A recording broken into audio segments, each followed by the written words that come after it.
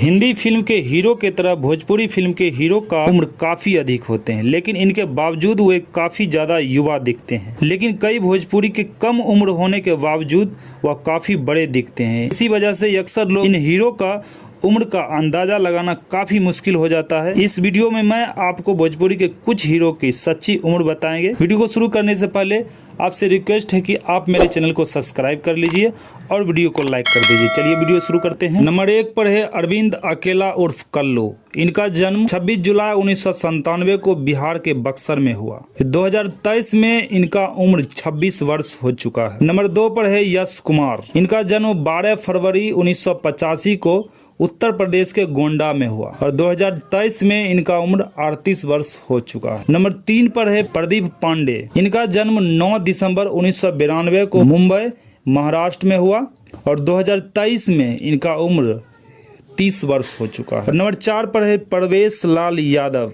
इनका जन्म 11 दिसंबर 1985 को गाजीपुर उत्तर प्रदेश में हुआ। 2023 में इनका उम्र 38 वर्ष हो चुका है। नंबर 5 पर है प्रमोद प्रेमी। इनका जन्म 5 जनवरी 1990 को यारा बिहार में हुआ और 2023 में इनका उम्र 33 वर्ष हो चुका है। और नंबर 6 पर है रितेश पांडे।